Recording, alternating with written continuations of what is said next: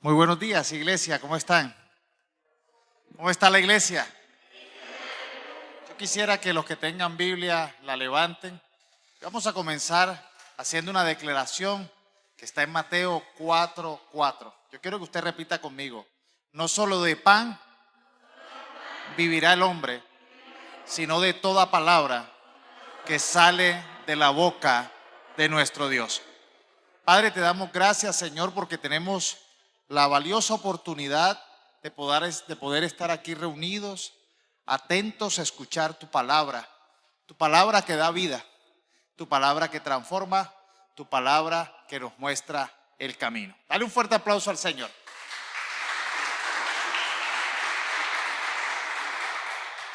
Queremos dar la bienvenida a las personas que nos visitan por primera vez. Sean bienvenidos, siéntanse en casa.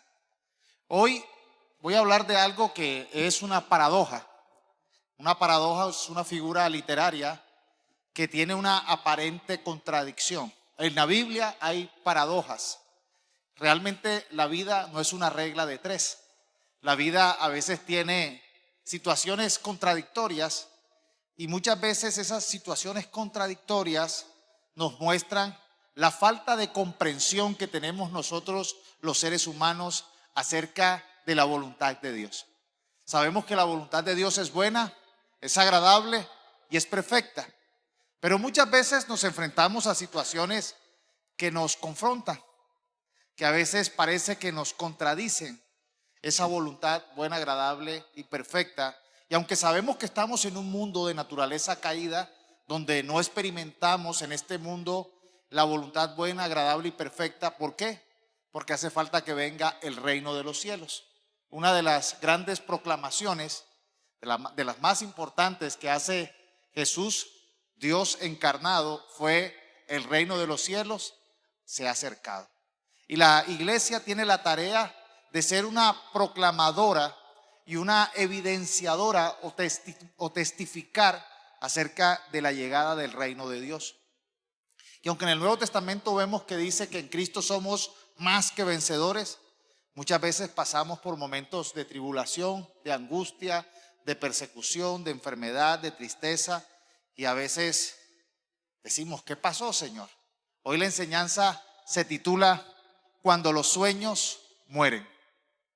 Y uno diría: ¿cómo así que los sueños mueren? Si muchas veces la fe nos invita a tener los sueños vivos, los sueños despiertos, los sueños siempre con esperanza de vida.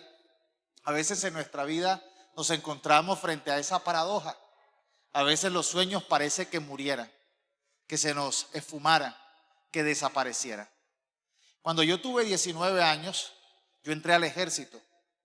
Yo venía de un hogar que a los 12 años se separó. Mi padre y mi madre se separaron. Y oramos mucho para que existiera la reconciliación. Cuando tenía 16 años empezaron a conversar. Empezaron las conversaciones de paz entre mi papá y mi mamá.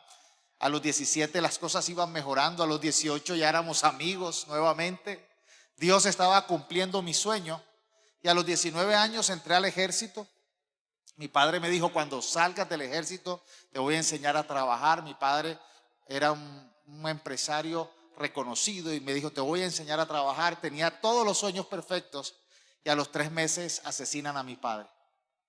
El sueño había muerto. No entendía, no comprendía por qué. Si la historia iba tan bonita, si se iba cumpliendo el propósito, ¿por qué Dios tenía otro propósito? No fue rápidamente que lo entendí, pero después, al entender su palabra, entendí que Dios tenía otros planes mejores y unos propósitos.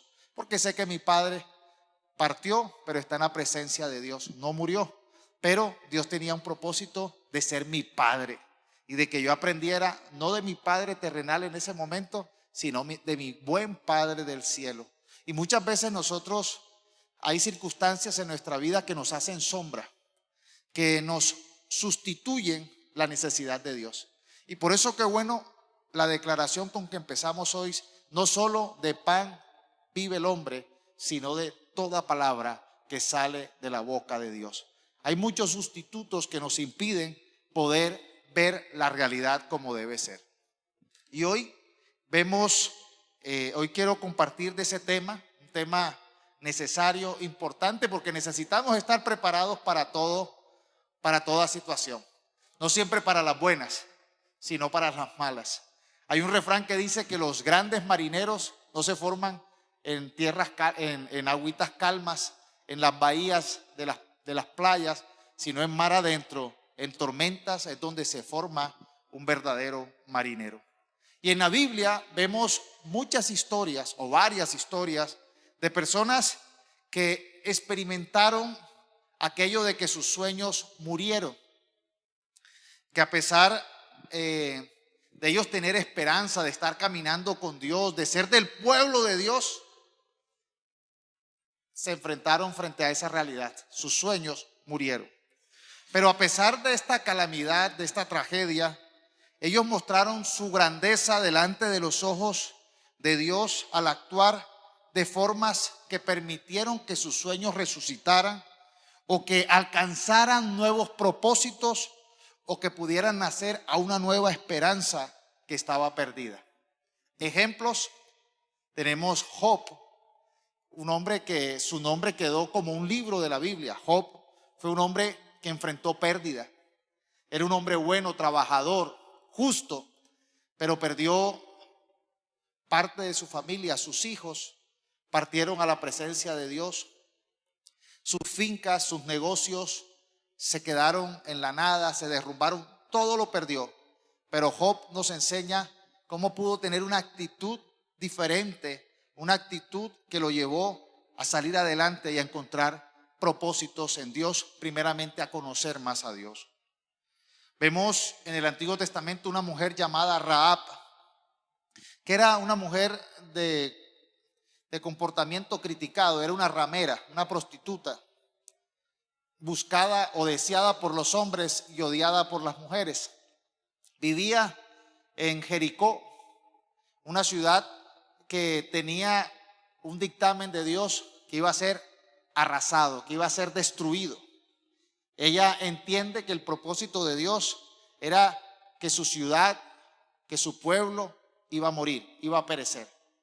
Y vemos que ella, frente a este dictamen, frente a esta realidad de desaparición, de exterminio, ella tiene una actitud diferente que le alcanzó a estar allí en los libros y en los personajes de la Biblia.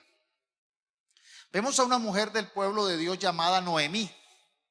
Noemí tenía un esposo, vivía en Belén, que Belén era la tierra de abundancia de pan. Qué chistoso que Belén, el nombre era la tierra de abundancia de pan, pero resulta que llegó una hambruna, una circunstancia de hambre. Ellos tuvieron que emigrar, salir de Belén y se fueron a una tierra extranjera. Su esposo muere. Para esta época el esposo era el centro de la familia, era el proveedor de la casa, pero ella tenía 2 hijos, varones, que también podían seguir el legado.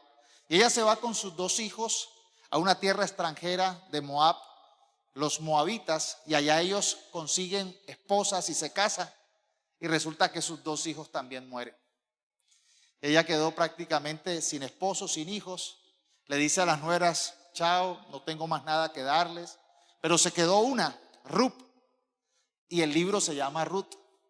Y es la historia de personas que sus sueños murieron, pero que tuvieron un comportamiento diferente, un actuar diferente, y allí empezó a florecer una esperanza y un propósito. También vemos en el Nuevo Testamento, para no quedarnos en el Antiguo Testamento, las hermanas de Lázaro, Marta y María.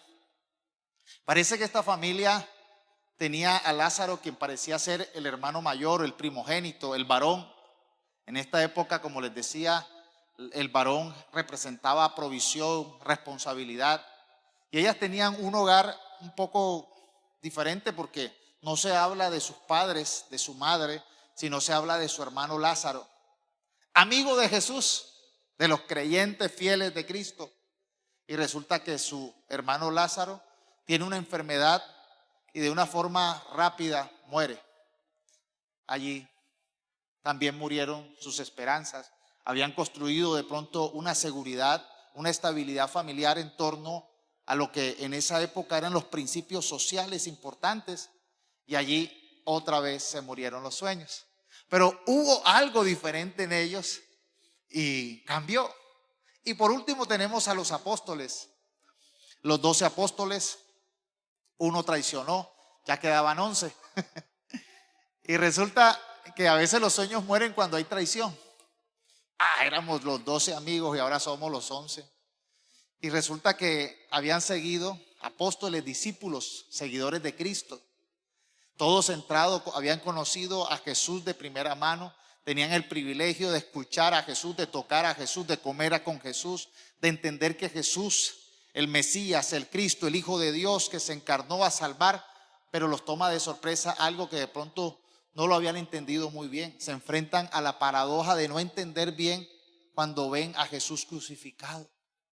Murió su maestro, murió su Señor. Pero también pasa algo diferente en la historia de ellos que permite que algo suceda, que encuentren un propósito y un sentido a su vida. ¿Es importante o no este tema?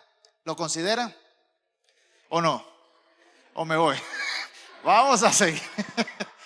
Pero hoy voy a centrar la enseñanza no en ninguno de estos personajes, porque esto lo doy como referencia para que ustedes no digan, pastor, ¿cómo así que los sueños mueren? Pues la idea es qué hacer cuando los sueños mueren. Y yo quiero que abran la escritura, o prendan o busquen ahí en el segundo libro de Reyes, en el capítulo 4. Voy a leer una historia un poco larga, así que preste atención, esté atento a los detalles de la historia, porque en esa historia vamos a tomar los puntos de qué hacer cuando nuestros sueños mueren. El Espíritu Santo me ha guiado a esta historia para saber qué hacer cuando los sueños mueren. Hay esperanza aún cuando los sueños mueren. ¿Lo creen? Dice así: Eliseo y la mujer de Sunem, o Sunamita. Sunem era una región que estaba a 38 kilómetros del monte Carmelo. Era rumbo a Samaria. Y por esa zona había como una escuela o un grupo, o como un seminario, podríamos llamar así, de profetas y siervos de Dios que se reunían por allí. Entonces la historia comienza así, del 8 al 37, Segunda de Reyes 4. Cierto día, Eliseo fue a la ciudad de Sunem, y una mujer rica que vivía allí le insistió que fuera a comer a su casa. Después, cada vez que él pasaba por allí, se detenía en esa casa para comer algo.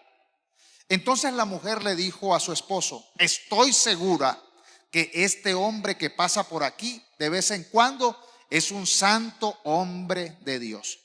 Construyamos un pequeño cuarto en el techo para él y pongámosle una cama, una mesa, una silla y una lámpara. Así tendrá un lugar donde quedarse cada vez que pase por aquí.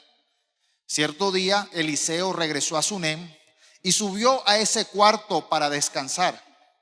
Entonces le dijo a su sirviente Giesi: dile a la mujer sunamita que quiero hablar con ella. Cuando ella regresó, Eliseo le dijo a Giesi: dile, agradecemos tu amable interés por nosotros. ¿Qué podemos hacer por ti? ¿Quieres que te recomendemos con el rey o con el comandante del ejército? No, contestó ella, mi familia me cuida bien. Más tarde Eliseo le preguntó a Giesi: ¿qué podemos hacer por ella?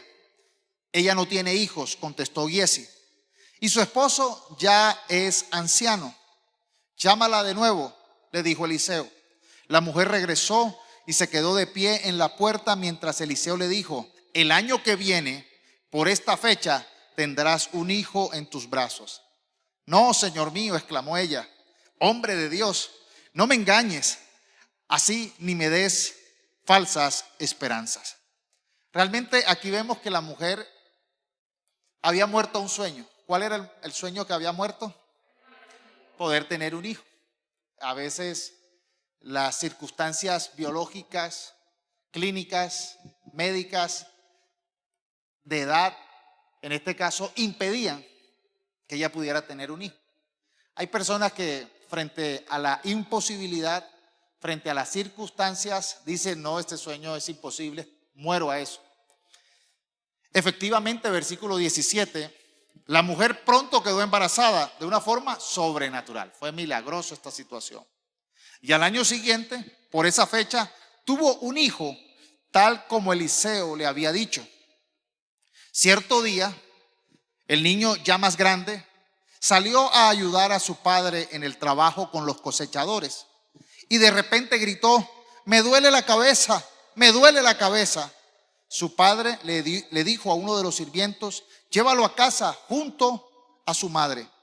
Entonces el sirviente lo llevó a su casa y la madre lo sostuvo en su regazo, pero cerca del mediodía el niño murió.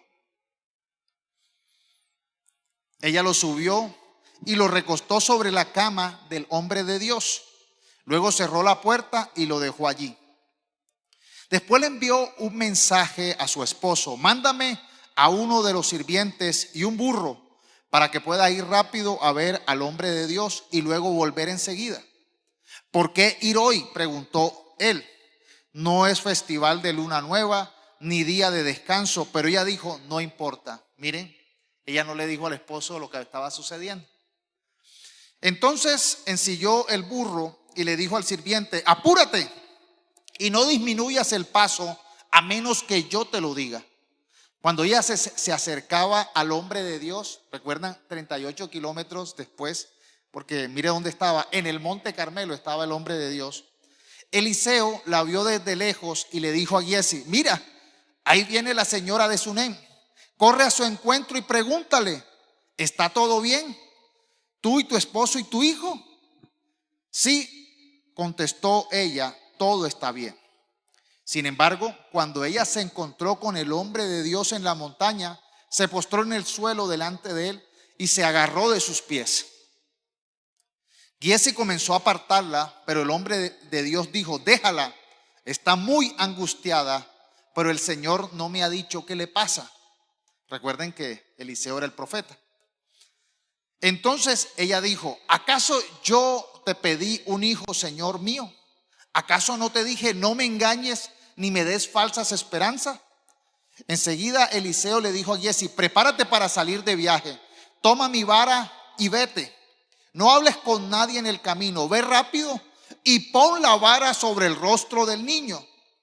Pero la madre del niño dijo: tan cierto como el Señor vive y que usted vive, yo no regresaré a mi casa a menos de que usted venga conmigo. Así que Eliseo volvió con ella. Giesi se adelantó apresuradamente y puso la vara sobre el rostro del niño, pero no pasó nada. No daba señales de vida. Entonces regresó a encontrarse con Eliseo y le dijo: el niño sigue muerto. En efecto, cuando Eliseo llegó, el niño estaba muerto, acostado en la cama del profeta. Eliseo entró solo, cerró la puerta tras sí y oró al Señor. Después se tendió sobre el cuerpo del niño, puso su boca sobre la boca del niño, sus ojos sobre sus ojos y sus manos sobre sus manos, mientras se tendía sobre él. El cuerpo del niño comenzó a entrar en calor. Entonces Eliseo se levantó, caminó de un lado a otro en la habitación y se tendió nuevamente sobre el niño. Esta vez el niño estornudó 7 veces y abrió los ojos. Entonces Eliseo llamó a Giesi y le dijo: llama a la madre del niño. Cuando ella entró, Eliseo le dijo: aquí tienes, toma a tu hijo. Ella cayó a los pies de Eliseo y se inclinó ante él llena de gratitud. Después tomó a su hijo en brazos y lo llevó abajo. Interesante esta historia, una historia llena de detalles, una historia contada con unos detalles tan hermosos, de los cuales vamos a sacar ciertos puntos importantes para saber qué hacer cuando los sueños mueren. Entonces, concéntrate hoy en entender qué hacer cuando los sueños mueren. Proverbios 11, versículo 25, dice: el generoso prosperará y el que reanima a otros será reanimado. Si hay una característica que lo empezó todo, ¿cuál fue? la actitud benevolente y generosa de esta mujer. Realmente en la generosidad hay un poder que abre puertas sobrenaturales. Y es importante que lo entiendas, porque Satanás es tacaño, Satanás es mezquino. Satanás no solamente es tacaño, es mezquino, él vino a robar, a matar y a destruir. Pero Dios, Jesús, es generoso. Él vino a darnos vida abundante. Y cuando nosotros desarrollamos ese principio de ser benevolentes y generosos, estamos realmente abriendo puertas a lo sobrenatural. Vemos que esta mujer de Sunem era una mujer rica, era una mujer que tenía buen trato. Algunas versiones dicen, me tratan como una reina. Era una mujer que tenía todo, pero obviamente había muerto a un sueño, al sueño de poder tener hijos. Pero esta mujer era benevolente y era generosa. Dice el versículo 8 al 10 que ella le dijo a su esposo que había un hombre allí que se había detenido una ocasión para comer y ella lo analizó, tenía discernimiento y ella vio que era un santo hombre de Dios. Y por eso ella le dice a su esposo que construyan un lugar arriba en el techo de su casa, en el segundo piso, donde hizo un cuarto para él, lo adecuó de lo que necesitaba, una cama, una mesa, una silla, una lámpara. Y allí él podía quedarse. Estos caminos eran largos, por lo menos hasta Sunem ya llevaba 38 kilómetros de camino. Y allí él tenía un lugar donde quedarse a causa de la benevolencia y la generosidad de esta mujer. Y vemos que en el capítulo 14, Eliseo le pregunta a su siervo Giesi, ¿qué podemos hacer por ella? Y entonces Giesi dice, ella no tiene hijos y su esposo ya es anciano. Entonces ahí es donde Eliseo la llama y proclama una palabra de fertilidad y le dice que al año que viene tendría un hijo para esa misma época. Ella obviamente llena de sus incapacidades físicas, humanas, entendiendo que en lo humano era imposible, ella le dijo, no me dé falsas esperanzas, no me engañe. Pero obviamente ella pudo experimentar el actuar sobrenatural de Dios, que usa a siervos, que usa muchas veces la evidencia del evangelio.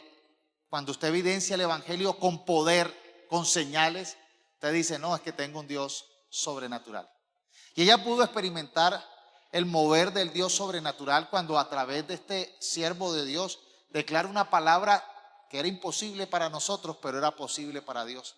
Ahí realmente esa generosidad la llevó a ella a creer, a conocer, a experimentar el poder de Dios. Lo segundo, entonces lo primero es que era benevolente y generosa. Y uno tiene que ser benevolente y generoso cuando esté uno en situaciones, cuando los sueños se mueren. Y les había hablado de Ruth, el libro en el Antiguo Testamento. Ruth era una mujer moabita, no era del pueblo de Israel. Y saben que los judíos y el pueblo de Israel son bastante estrictos. Ellos no permiten que se escriban libros en otro idioma y por eso muchos libros que se escribieron en el Antiguo Testamento no forman parte del canon, no son inspirados por Dios, y una de las características es que eran escritos en épocas donde el pueblo de Israel no estaba en su pueblo, no eran escritos en su propio idioma o eran temas de extranjeros. Pero aparece un libro, Ruth, de una extranjera, no se llama Noemí, que Noemí era la del pueblo de Dios, sino se llama Ruth, que era una mujer de Moab. ¿Y por qué quedó este libro allí en el canon de los hebreos, de los judíos, y que obviamente forma parte de nuestro canon, de nuestra Biblia? Es porque esta mujer actuó con generosidad, Ruth. Noemí era su suegra, había llegado a su ciudad, a Moab. Ella se casa con uno de sus hijos, muere su hijo, muere su suegro. Ella no tenía ningún vínculo que la atara allí. civil, legal, pero tenía un corazón benevolente, tenía un corazón de amor, era generosa para con su suegra. Y cuando su suegra le insistió, no, conmigo ya no hay nada que hacer, váyanse, busquen, hagan su vida, ustedes son jóvenes. Usted dice, no, no, no, yo iré donde tú vas. Tu pueblo será mi pueblo y tu Dios será mi Dios. Y vemos que realmente esta característica de esta mujer, Ruth, hizo que Dios empezara un nuevo propósito. Y cuando usted lea la historia de Ruth, entonces Dios usó a esta mujer que fue benevolente y generosa para de allí levantar un rescate, una redención para esta familia. Y esta mujer pudo después conocer a otro familiar lejano que no se acordaba, Noemí, terminó casándose con él y formó una familia. Y saben que de ahí viene el linaje de Jesús, nada más y nada menos, de una persona generosa, de una persona benevolente. Lo segundo es que esta mujer, estamos hablando de la mujer, la sunamita de Sunem, fue prudente. Ella puso sus sueños muertos en las manos de Dios. En las manos de Dios. Dice el versículo 18 al 23 que cierto día el niño ya más grande salió a ayudar a su padre en el trabajo con los cosechadores y de repente gritó, me duele la cabeza, me duele la cabeza. Su padre le dijo a uno de los sirvientes, llévalo a casa junto a su madre. Entonces el sirviente lo llevó a casa, la madre lo sostuvo en su regazo, pero cerca del mediodía el niño murió. Pero mire la actitud de la mujer. Dice que ella lo sostuvo y lo recostó sobre la cama del hombre de Dios, luego cerró la puerta y lo dejó allí. Después le envió un mensaje a su esposo, mándame a uno de los sirvientes y un burro para que pueda ir rápido a ver el hombre de Dios y luego volver enseguida. ¿Por qué ir hoy?, preguntó el esposo. No es ni festival de luna nueva ni día de descanso, pero ella dijo, no importa, y se fue. Miren la prudencia que tuvo. Ella no llegó con el escándalo, ¡ay, se murió! Ella no empezó a declarar con sus palabras, se me acabó la vida. Ella realmente fue prudente. Ella amarró su boca. Y muchas veces nosotros frente a cualquier situación amenazante, aquí realmente no era una situación de amenaza. Ella evidenció que su hijo murió. Y a pesar de ese profundo dolor, de esa desesperanza, de ver lo que estaba sucediendo, ella tuvo prudencia con su boca. Algo ella tenía en su corazón. Ella no abrió su boca para declarar o proclamar algo inapropiado o indebido. Tenemos que aprender, ¿sí o qué? Porque nosotros los latinos somos muy dados a enseguida empezar a decir, no, y ahora sí se acabó el mundo. Ahora sí ya no hay nada que hacer. Y con esas palabras estamos realmente amplificando, poniéndole parlantes a nuestra desesperanza, a nuestra incredulidad. Y ella no lo hizo, aunque su sueño estaba muerto, literalmente. Y qué bueno que nosotros entendamos entonces lo que dice Romanos capítulo 8, el versículo 38 al 39. Lo dice Pablo. Miren cómo lo dice. Y estoy convencido de que nada podrá jamás separarnos del amor de Dios, ni la muerte, ni la vida, ni ángeles, ni demonio, ni nuestros temores de hoy, ni nuestras preocupaciones de mañana, ni siquiera los poderes del infierno pueden separarnos del amor de Dios. Ningún poder en las alturas ni en las profundidades. De hecho, nada en toda la creación podrá separarnos del amor de Dios que está revelado en Cristo Jesús nuestro Señor. Una declaración poderosa, una proclamación poderosa. Obviamente, Pablo está hablando de la revelación más grande que no tenía la mujer de Sunem, de Cristo. Pero esta mujer fue prudente y no declaró nada. Qué bueno que nosotros cuando estemos enfrentando amenazas, que se esté muriendo el sueño o que esté muerto el sueño, poder nosotros proclamar este versículo. Qué bueno cuando nosotros estemos pasando por estos momentos de temor, de angustia, de preocupación, entendamos que nada nos puede separar del amor de Dios. Y qué bueno que podamos declarar en medio de estas situaciones adversas: Dios me ama. Yo quiero que tú repitas: Dios me ama. Otra vez. Otra vez. Sabes, el proceso de restauración de Pedro cuando negó a Cristo fue: Pedro, ¿me amas? Sí, yo te amo. Pedro, ¿me amas? Sí, yo te amo. Pedro, ¿me amas? Sí, yo te amo. 3 veces. Nosotros necesitamos comprender que de pronto nuestro amor es imperfecto, seguramente, pero el amor de Dios es perfecto. Y nada nos puede separar de su propósito y de su plan, aunque se muera el sueño en nuestras manos. Entonces hay que ser prudentes y hay que aprender a declarar estas palabras en el momento de dificultad.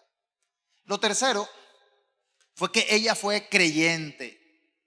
Y ser creyente es poner obras a tu fe. Repita conmigo: ser creyentes es poner obras a mi fe. Santiago dice que la fe sin obras es muerta. Y aquí vemos nosotros, yo les hablaba de ejemplos de personas que sus sueños se murieron. Rahab, les hablé de Rahab. Mire lo que dice Hebreos 11, versículo 31. Fue por la fe. ¿Por qué fue? Por la fe. No una fe interna mental, una fe puesta en obras. Fue por la fe que Rahab, la prostituta, no fue destruida junto con los habitantes de su ciudad que se negaron a obedecer a Dios, pues ella recibió en paz a los espías. La historia de Rahab está en el libro de Josué y tiene que ver con la conquista. Dios le había dicho al pueblo de Israel que le iba a entregar una tierra, y esa tierra se le iba a entregar porque los habitantes de esa tierra eran perversos y malos. Eran guerreros fuertes, poderosos, tenían una ciudad fortificada, pero eran perversos. Y Dios iba a hacer juicios contra ellos. Y por eso iba a usar al pueblo de Israel como su brazo de castigo. Y eso ya estaba decretado por Dios, ya estaba en su plan.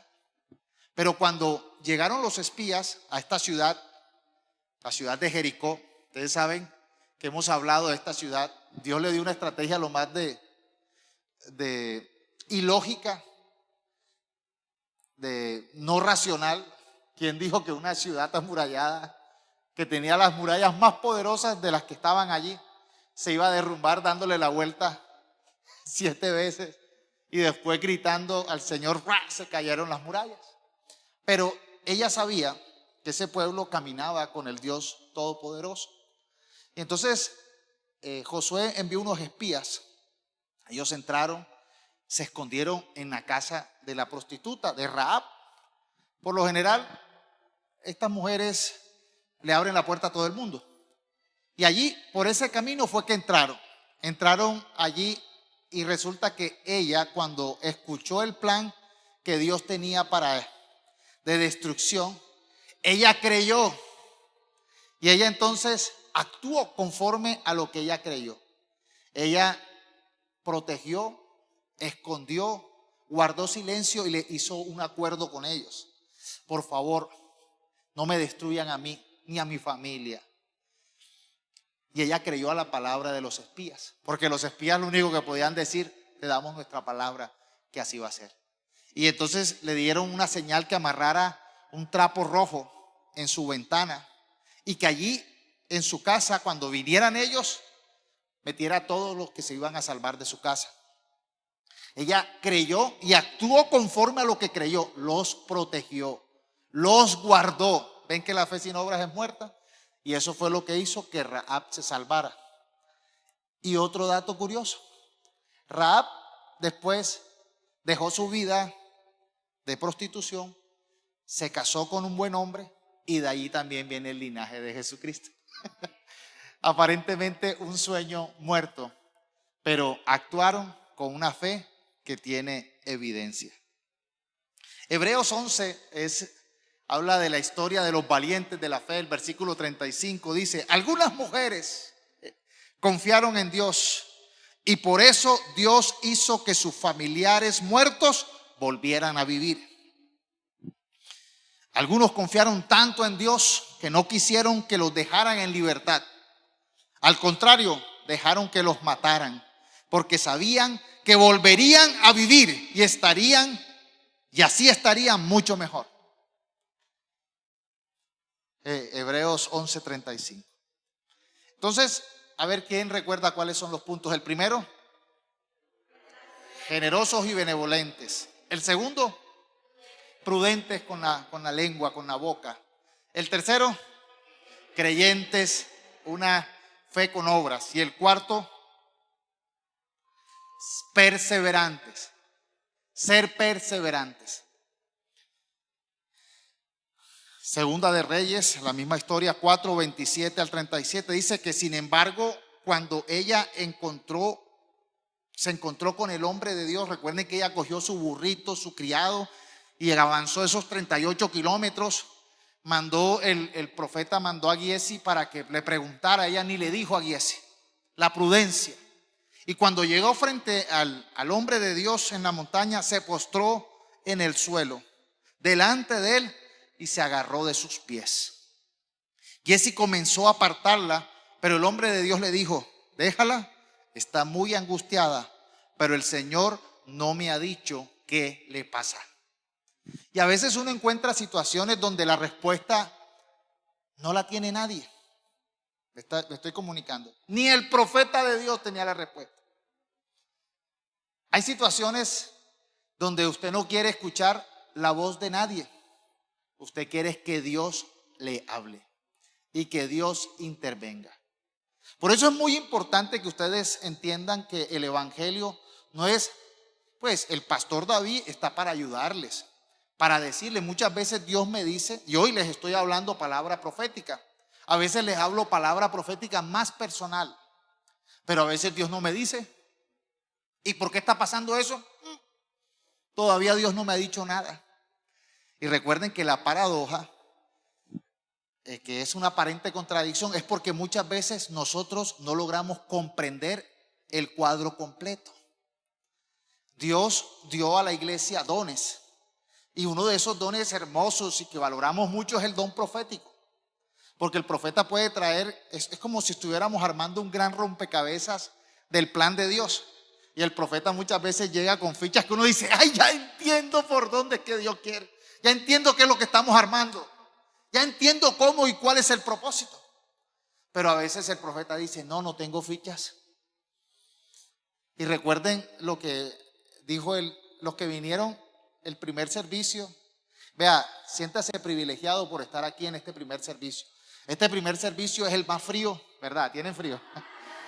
Es el que a veces nosotros somos más del de las 10 de la mañana, es el más lleno, pero Dios está bendiciendo este servicio. Porque, sí, si lo va a aplaudir, apláudalo, celébrelo. No sé qué pasa. Dios valora el perseverante. Y el perseverante, una característica del perseverante es que madruga. Dice el refrán: al que madruga Dios le ayuda. Ese es un refrán. Pero muchos salmistas dicen: temprano yo te buscaré. Primeramente, que lo primero sea buscar a Dios. No solamente temprano, porque me levante más temprano es más espiritual, sino porque le busque primero antes de meterme en el caos. Interesante esa oración. No es una regla, es una sugerencia muy válida. Esta mujer era perseverante. Ella apenas vio la situación, puso al niño en la cama, puso el sueño en los planes de Dios. Y oiga bien esto. Satanás muchas veces, esto es regalo, esto es algo gratis. No lo tenía aquí escrito, pero aquí va. Mire este regalo. Muchas veces cuando los sueños se mueren, Satanás dice, ay, ahora sí tengo la herramienta para amargarle la vida. Ahora sí tengo la herramienta para minarle la fe. Ahora sí tengo la herramienta para frustrarlo, para frustrarla, para debilitarle, para que empiece a pronunciar palabras en contra de Dios. Eso dice Satanás. Pero sabes, uno tiene que poner ese sueño muerto en las manos de Dios y confiar. Y confiar. Job es el ejemplo perfecto. Job, ay hermanos, cuando uno ve la vida de Job, dice pobre hombre, ¿verdad? Pero él nos enseña un gran secreto. Él estaba hecho de acero, del material más fuerte de la fe. Job declara lo siguiente en el capítulo 19, 25 al 29. Yo sé que mi Redentor vive, aunque todos sus sueños habían muerto. Yo sé que mi Redentor vive y que al final triunfará sobre la muerte. Y cuando mi piel haya sido destruida, todavía veré a Dios con mis propios ojos. Él tenía una fe y una esperanza inquebrantable. Eso es la perseverancia. La perseverancia no es que todo sea fácil. La perseverancia es que te hace ver lo imposible posible, pero hay que ser perseverante y hay que declarar con esta actitud inquebrantable de fe. Ser perseverante no es solamente tener fe, no es solamente tener cuidado con las palabras, sino resistir. Tuvo que andar 38 kilómetros a la velocidad, a la máxima velocidad que daba el burro. Ojalá y fuera un burro de esos. Pero a la máxima velocidad que daba el burro, llegó a donde estaba ya.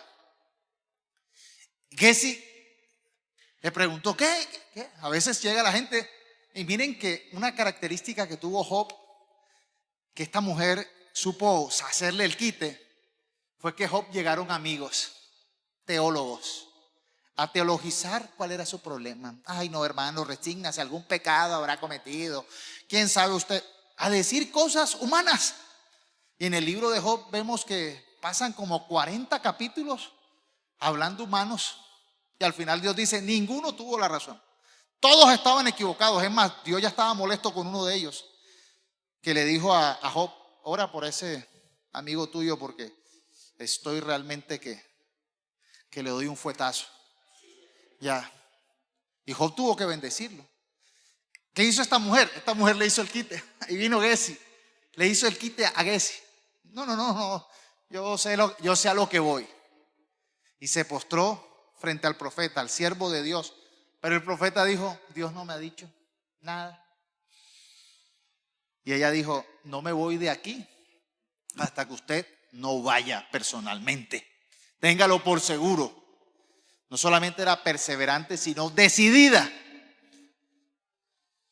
El profeta manda a Gessi con la vara.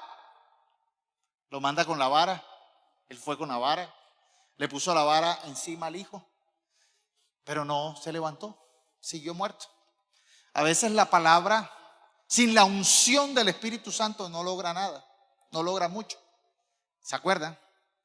El versículo que les dije la vez pasada, que la letra mata, pero el Espíritu da vida, es porque la palabra sin el Espíritu de Dios no hace nada. Hay muchas iglesias llenas de teología.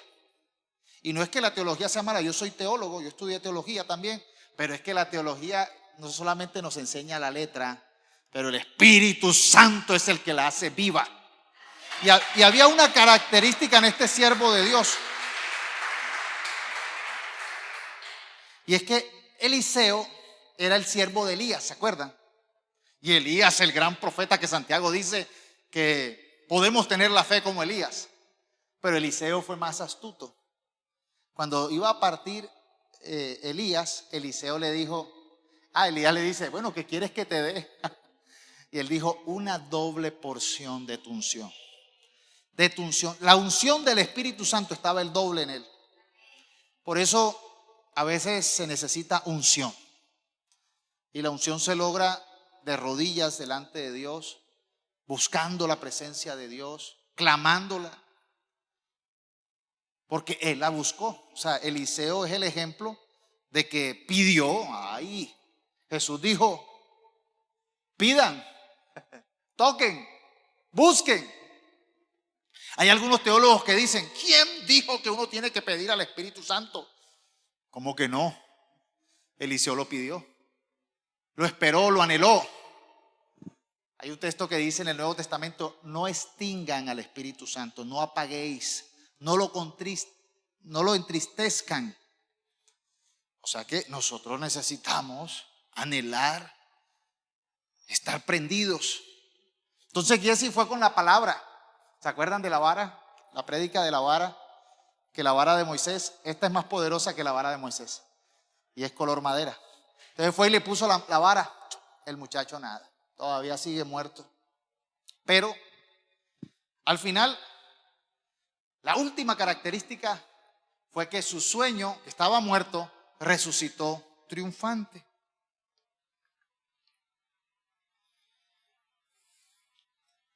Dice que Giesi se adelantó apresuradamente y puso la vara sobre el rostro del niño, pero no pasó nada.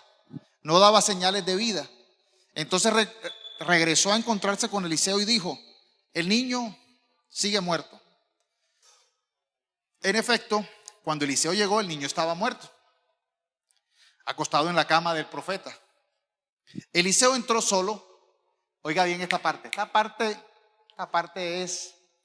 Voy a hacer algo que no es muy ortodoxo en la exposición bíblica. Voy a hacer una explicación profética. No quiere decir que porque no sea ortodoxo no sea verdadero, pero permítanme explicarles mi interpretación. La interpretación que veo yo de las señales. En mi viaje, o sea, cuando digo viaje, me refiero a cuando mi mente empezó a ver la escena. O sea, uno viaja al lugar, ¿verdad? Estas historias están para uno ir al lugar. Entra el profeta al cuarto y cierra la puerta. Mira esto. Ay, entró la música en el momento. Bueno, dice, en efecto, versículo 32. Eliseo llegó, el niño estaba muerto, acostado en la cama del profeta. Eliseo entró solo y cerró la puerta tras sí y oró al Señor. A mí enseguida, cuando yo vi ese pedazo, ¿a dónde me fui? A las frases de Jesús cuando dijo: cuando ores, no seas como los hipócritas que les encanta orar en público. Más bien cierra la puerta y ora solas. Ahí yo me fui a eso. Yo vi eso. La oración en secreto. ¿Tú quieres que tus sueños resuciten? Aprende a orar en secreto. Oiga bien, esto es una palabra que Dios me da para nosotros. La iglesia está sufriendo de solamente oraciones para que nos vean, oraciones que no tienen sentido, que no tienen propósito. ¿Quieres que tus sueños resuciten? Entra al cuarto y cierra la puerta y ora en secreto. Que el Dios que ve en lo secreto te recompensará en público, dijo Jesús. Yo vi eso. El Espíritu Santo me reveló eso. De pronto es evidente. Para mí es evidente porque el Espíritu Santo me lo hizo evidente. Pero yo quiero hacerle el énfasis. No deje de orar en secreto. ¿Oyó? Ahí solamente usted sabe si lo hace o no lo hace. Pero hágalo. Porque los sueños se resucitan cuando se ora en secreto. Después se tendió sobre el cuerpo del niño. Y este pedazo es extraño. Puso su boca sobre la boca del niño, sus ojos sobre sus ojos, sus manos sobre sus manos. Y mientras se tendía sobre él el cuerpo del niño, comenzó a entrar en calor. Yo decía, bueno, hay una historia. A Elías hizo algo parecido y resucitó a alguien también. Pero aquí puso boca con boca, ojos con ojos y manos con manos. ¿Y sabe qué me revelaba el Señor, o yo que interpretaba? que muchas veces los sueños no tienen la palabra de Dios. Necesitan estar con la palabra de Dios, con la visión de Dios y con las obras de Dios. Porque sabes que yo recordé un caso, y he recordado varios, que hay personas que dicen: quiero tener un hijo. Pero ¿sabe para qué quieren tener un hijo? Por capricho. No tienen la palabra de Dios, no le enseñan a su hijo la palabra de Dios, no le enseñan la visión de Dios, ni hacer lo que Dios quiere que haga. Traen hijos como mascotas y los crían como mascotas. No tienen palabra de Dios, no tienen visión de Dios y no tienen el obrar de Dios. Responsabilidad para los padres y madres. ¿De qué sirve un hijo con vida? Bueno, una mascota tiene vida, pero si no tiene la palabra de Dios, la visión de Dios y las manos y el actuar de Dios, ¿qué es? No es un siervo de Dios. Y a veces hay personas que piden hijos, que piden familia, que piden empleo, que piden riqueza, para no hacer conforme a la palabra de Dios, conforme a la visión de Dios y conforme al actuar de Dios. ¿Para qué entonces ese sueño va a resucitar? ¿Para qué? ¿Para qué? ¿Para qué tener vida si la estamos desperdiciando siguiendo el camino contrario a Dios, rebelde, abriendo puertas a maldiciones? ¿Para qué? Este niño resucitó de una manera particular. Puede que me equivoque, puede que no sea eso, pero me encantó esto. Aprendí esto. Necesitamos nosotros que resuciten nuestros sueños en la palabra de Dios, en la visión de Dios y en el obrar de Dios. Y entonces empezó a aprender el propósito. Empezó a aprender el propósito. Entonces Eliseo se levantó, caminó de un lado para otro en la habitación y se tendió nuevamente sobre el niño 2 veces. Esta vez el niño estornudó 7 veces y abrió los ojos. Necesitamos el estornudo, que es una expulsión de aire. Y muchas veces tenemos nuestros sueños que necesitan expulsar el aire de este mundo para recibir el aire de Dios. Es una interpretación profética de mi experiencia, de lo que sentí que el Espíritu Santo me reveló. Y creo que es de respeto, porque realmente tiene sentido bíblico, tiene sentido con el propósito de Dios. Sabes, a veces hay sueños que necesitan expulsar la enfermedad, expulsar la maldición. Jesús le dijo a los discípulos, para que evangelizaran, le dijo lo siguiente: les he dado todo poder. Lucas 9:1, vuelvo y sí, hablo de eso. Les he dado el poder y la autoridad sobre todo poder de las tinieblas, para expulsar demonios y para sanar toda enfermedad. Expulsar, ¿qué es? Qué pena con el COVID hacer así. Eso lo editamos ahorita. Para decir, este señor estornudando, tosiendo. O sea, yo hice. No. Bueno, ahí sale mi humanidad. A veces hay que expulsar la maldición. Y Dios nos dio la posibilidad de hacerlo. ¿Y sabe cómo lo expulsa? Isaías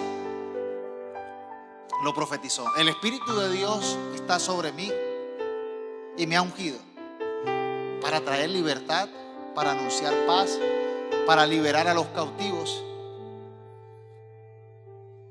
Realmente el Espíritu Santo viene y muchas veces tienes que expulsar esa esclavitud, tienes que expulsar esa enfermedad, tienes que expulsar eso que te tiene muerto. Y los sueños resucitan a un nuevo propósito con Dios. Y como último ejemplo paralelo, los apóstoles. Cuando muere el maestro, qué tristeza, qué dolor. Muchos dudaban Ya había aparecido resucitado Jesús. Pero vemos en Mateo 28, 18 al 20, Jesús se acercó a sus discípulos. Se me ha dado toda autoridad en el cielo y en la tierra. Por lo tanto, vayan y hagan discípulos a todas las naciones, bautizándolos en el nombre del Padre y del Hijo y del Espíritu Santo. Enseñen a los nuevos discípulos a obedecer todos los mandatos que les he dado. Y tengan por seguro esto, que yo estoy siempre con ustedes hasta el fin de los tiempos. Dudaban, pero aparece Jesús y dice: toda autoridad se me ha sido dada en el cielo y en la tierra, y estará con nosotros siempre. Tenemos que aprender su palabra, discipular en su palabra y evidenciar su poder. Yo no sé si hay alguien que quiera recibir al Señor acá. Si hay alguien, levante su mano, que quiera decir: yo quiero recibir a Jesús como mi Señor y Salvador. ¿Hay alguien aquí? Ahí está mi hermano. ¿Hay alguien más? Allá hay alguien. Vamos a orar lo siguiente. Vamos a declararlo con nuestra boca. Por favor, todos hagan esta oración de entrega a Jesús. Yo confieso con mi boca, repita, creyendo en mi corazón, que tú, Jesús, eres mi Señor y mi Salvador, que resucitaste al tercer día para darme vida eterna. Te pido que perdones todos mis pecados, que anotes mi nombre en el libro de la vida, que me regales la salvación. Quiero ser un siervo, quiero ser un hijo tuyo. Lléname con el poder de tu Santo Espíritu y guíame a toda buena obra. Permíteme, Señor, que mis sueños resuciten en ti, tengan propósito y tengan sentido en ti, en el nombre de Jesús. Dale un fuerte aplauso al Señor. De mis sueños